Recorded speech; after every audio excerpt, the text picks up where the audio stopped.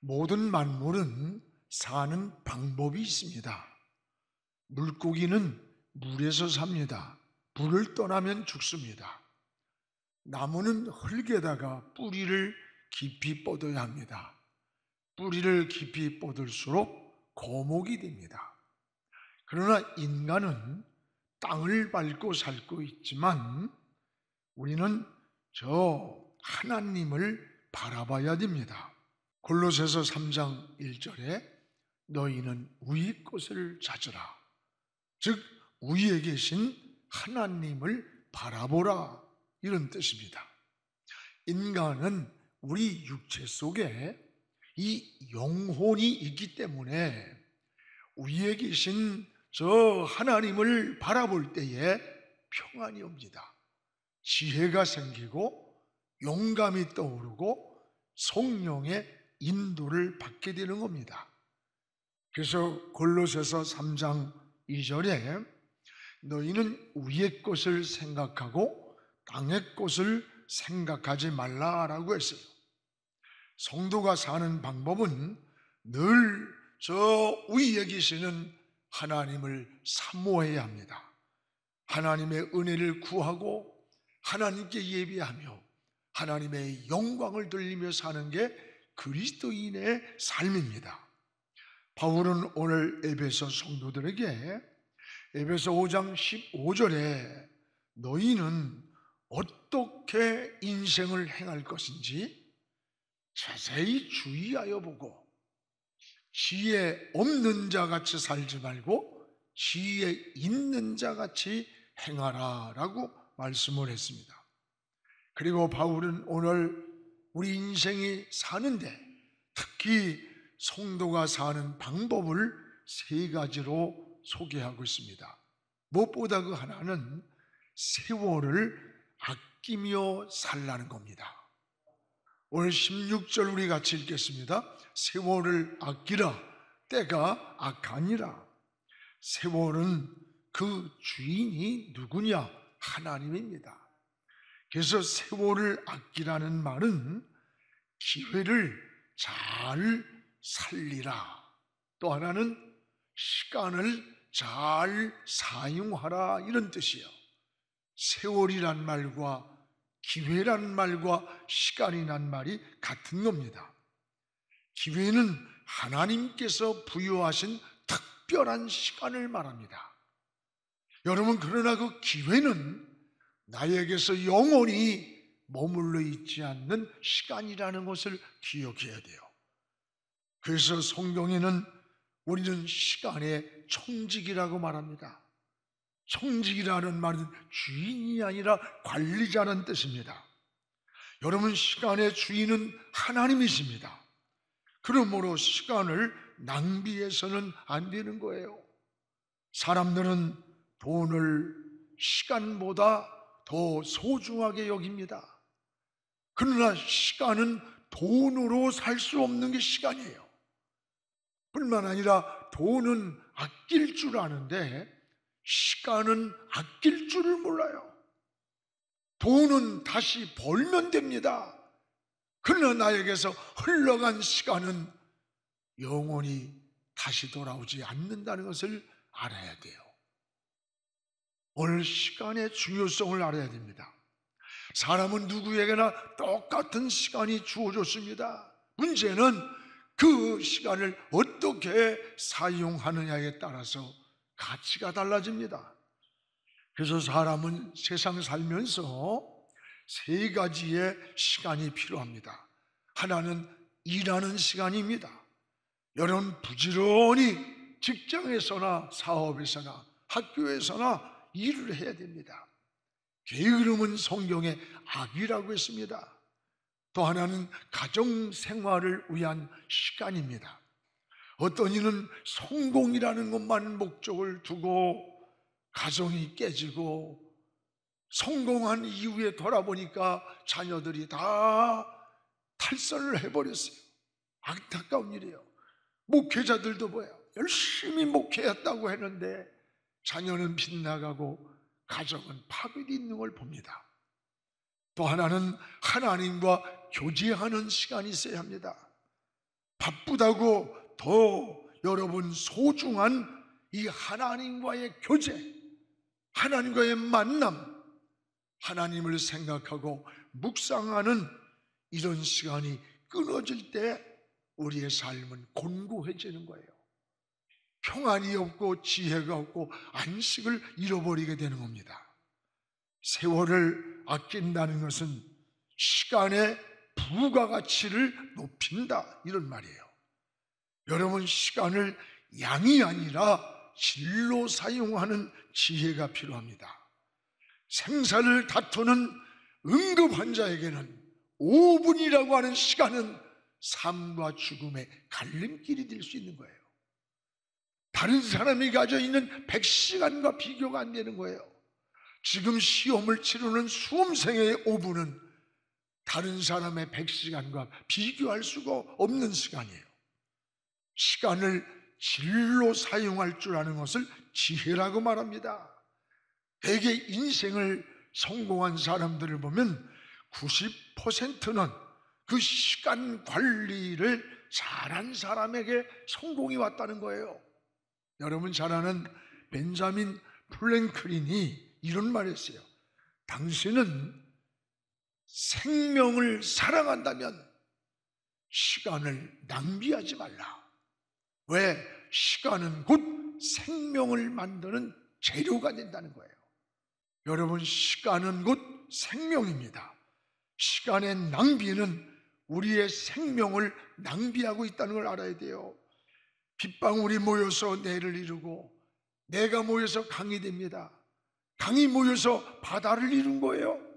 지금 여러분이 존재하고 있는 이 시간이 1초, 1분, 10분, 1시간, 하루, 1년, 3년, 5년, 10년, 30년, 40년 모여서 오늘 이 자리에 우리가 와 있는 거예요. 이런 모습으로 있는 거예요. 시간은 생명이에요. 시간의 낭비는 곧 우리 인생의 낭비라는 거예요. 생명의 낭비라는 거예요. 그래서 여러분 따라합시다. 마귀는 시간을 공격한다. 여러분, 시간을 공격한다는 걸 알아야 돼. 젊은이, 여러분이 영원히 젊음이 아니야. 시간, 우리도 그때가 있었어. 눈 몇 번 감으면 가는 거예요. 마귀는 우리 시간을 지금도 공격하고 있는 거예요. 아주 중요하지도 않은 별 볼 일 없는 일 가지고 시간을 낭비하게 하는 일이 있습니까? 마귀에게 쏙지 않기 바랍니다. 시간의 낭비는 거절할 것을 거절하지 못하는 데서 또한 오는 거예요. 사람은 모든 사람을 만족시킬 수는 없습니다. 적당한 거절이 때로는 필요한 거예요. 그래서 여러분, 시간의 우선순위를 정하시기 바랍니다. 사람은 빨리 해야 되는 일이 있고 천천히 해도 되는 일이 있어요. 반드시 해야 되는 일이 있고 미뤄도 되는 일이 있어요. 필수가 있는가 하면 선택이 있어요. 여러분, 오늘 세월을 아끼는 것이 바로 지혜예요. 세월은 나를 위해서 멈춰있고 기다리고 있지 않다는 거예요.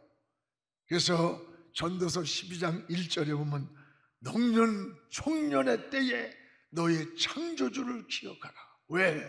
곤고한 날이 이르기 전에, 아무 낙이 없다고 하는 해가 그때가 오기 전에, 우리가 지금 젊다고 해서 영원이 아니라는 거예요. 곤고한 시간이, 낙이 없다고 하는 그 시간이 다가올 날이 가까이 온다는 거예요. 로마서 12장 11절에 성도는 어떻게 살아야 됩니까?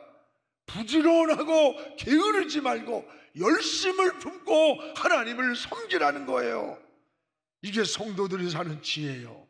모두가 시간을 잘 활용하라고 하는 그런 경고 아닙니까?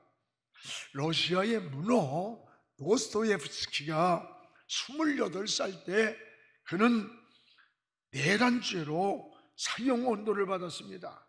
시베리아 50도가 되는 그 추위에 형장으로 끌려가서 나무에 몸이 묶였습니다.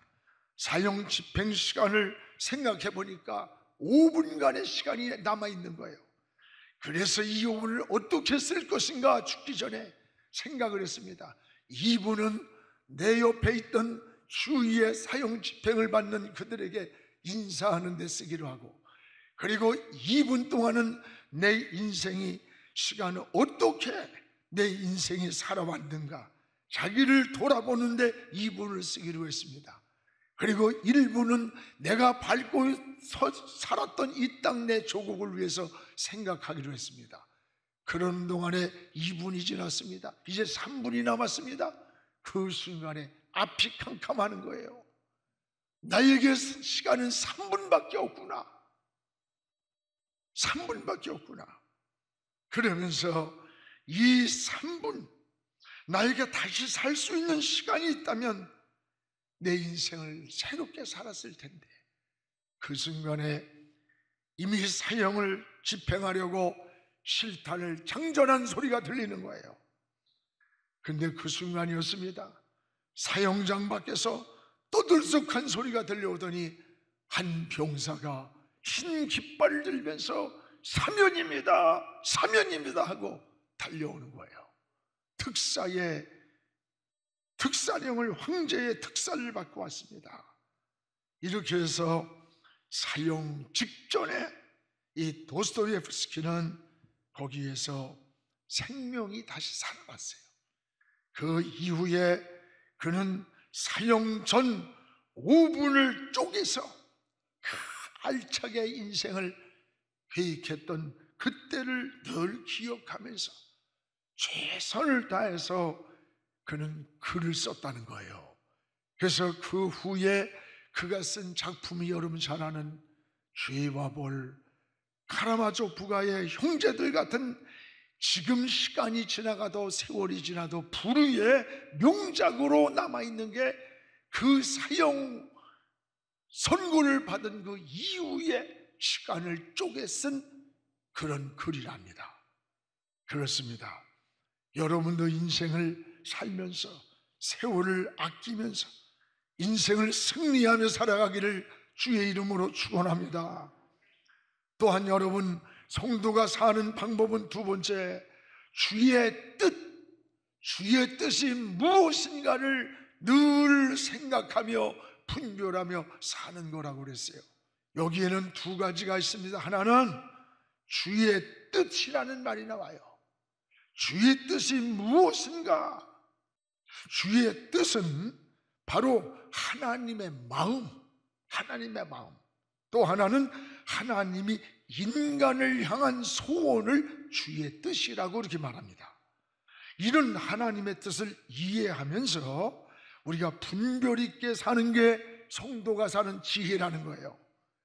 그런데 이 주의 뜻에 대한 사람들은 두 가지 오해가 있습니다. 하나는 어떤 일을 결정할 때 자신의 생각을 먼저 결정해 놓고 그리고 기도하면서 뭐라고 하느냐? 이건 하나님의 뜻이다, 이렇게 결론을 내려요. 또 하나는 모든 결과를 무조건적 하나님의 뜻이라고 생각하는 경우가 있어요. 아닙니다. 이거는 운명론자예요, 운명론자. 여러분, 굉장히 위험한 일입니다.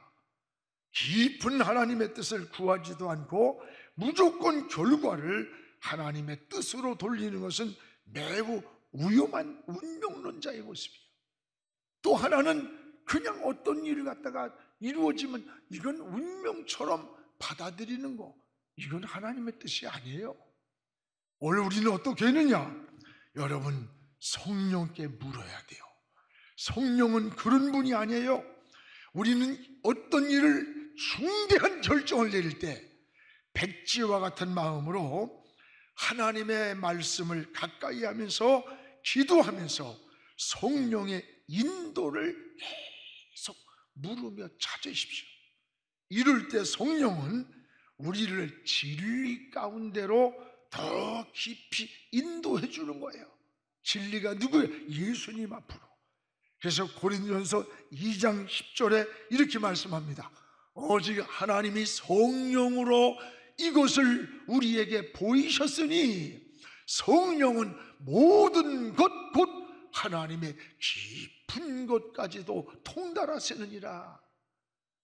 여러분, 백지의 마음을 놓고 원점에서 아무리 내가 좋아도, 아무리 하고 싶어도, 눈에 천만금이 주어지는 것 같아도 다 내려놓고, 여러분, 오직 하나님이 성령으로 이것을 우리에게 보이셨으니, 성령은 모든 것 하나님의 깊은 것이라도 통달하게 해준다는 거예요. 성령께 물어야 되는 겁니다. 깊이. 또 요한복음 16장 13절에 보면, 우리 같이 읽읍시다. 그러나 진리의 성령이 오시면 그가 너희를 모든 어디로? 진리 가운데로 인도하시리니 그가 스스로 말하지 아니하고 오직 들은 것을 말하며 장래일을 너희에게 알게 하리라. 우리가 하나님 성령의 진리의 영이 우리에게 안에 오시면 그분이 우리를 진리 가운데로 우리를 인도해 주고, 스스로 우리가 말하고 결정하고 선택하는 것이 아니라 여러분, 장래일을 너희에게 알게 하리라는 거예요. 오늘 우리는 이 하나님의 깊은 뜻을 분별하라. 성도가 사는 방법은 주의 뜻이 무엇인지 이걸 분별하라는 거예요. 그러면서 뭐라고 오늘 말씀합니까? 18절에 너희가 술 취하지 마라. 방탕한 것이다. 오직 성령의 충만함을 받으라는 거예요. 우리가 성령이 충만할 때 우리를 진리 가운데 인도받게 되고, 아버지 미래의 일을 통찰하는 은혜를 하나님이 열어주신다는 거예요. 사랑하는 여러분, 여기에 성령 충만함으로 주의 뜻을 깨닫게 되는 거예요. 그래서 늘 성령께 귀를 물으세요. 성령께 답을 구하세요. 눈으로 보고 환경을 보고 조건을 보고 여러분 하나님의 뜻대로 되기 원합니다, 믿습니다를 아무리 한다고 된 게 아니에요.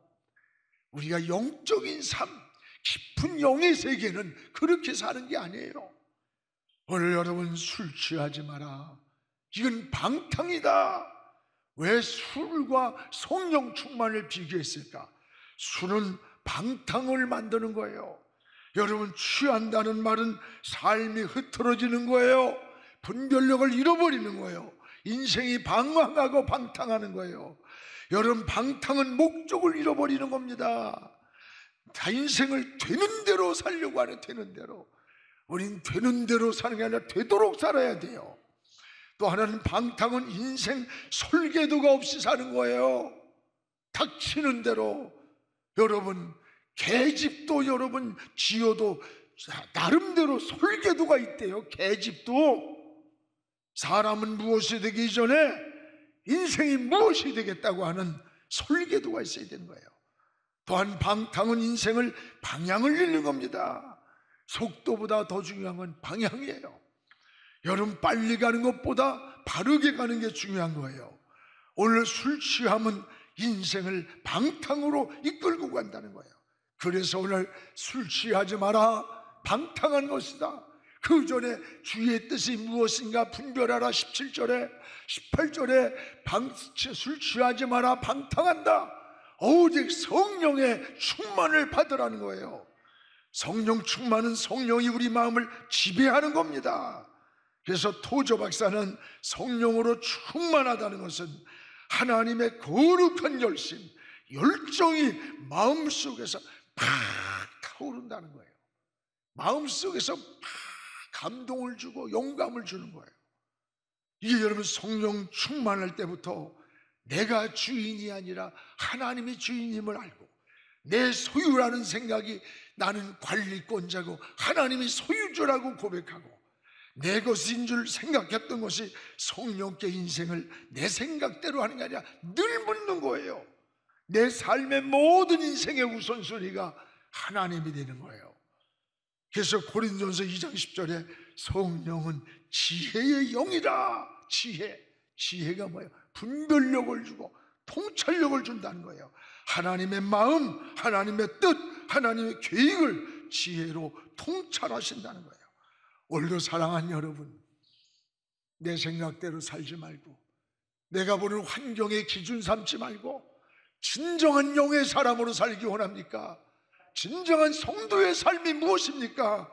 성령 충만해서 성령의 인도받기를 주의 이름으로 축원합니다. 오늘 또한 성도가 사는 방법은 세 번째는 항상 하나님께 감사하며 사는 게 하나님의 성도에 사는 삶이라니까요. 오늘 20절 우리 같이 한번 읽겠습니다. 범사에 우리 주 예수 그리스도의 이름으로 항상 아버지께 감사하라. 범사에 여러분 하나님 아버지께 감사하라. 항상 감사하라. 여러분 따라요. 감사는 행복의 척도가 된다. 감사는 내 인생의 내 삶의 척도가 되는 거예요. 이스라엘 백성들이 430년간 광야 생활하다가 하나님께서 광야에서 나왔을 때 매년 절기가 되면 뭘 감사하게 했느냐? 많은 것 가운데 첫 번째는 너희가 애굽에서 나왔습니다. 애굽에서 나온 게 뭐예요? 구원받은 거예요. 예수 그리스도의 피로 구원받은 자녀가 되고 하나님 백성이 된 것을 첫 번째 감사라는 거예요. 사랑하는 여러분, 감사하면서 우리 어려운 시간, 절망 낙심하던 시간 많았지만 이제 후반기를 감사하면서 여러분 출발하기를 주님의 이름으로 축원합니다. 오늘 항상이란 말은 잘 될 때만이 아니에요. 안 될 때에도, 건강할 때만이 아니에요. 병들었을 때에도 여러분 하나님 아버지께 감사하는 바울의 고백이에요. 성경에 욥이 그러했고 하박국이 그러했고 바울이 그러했습니다.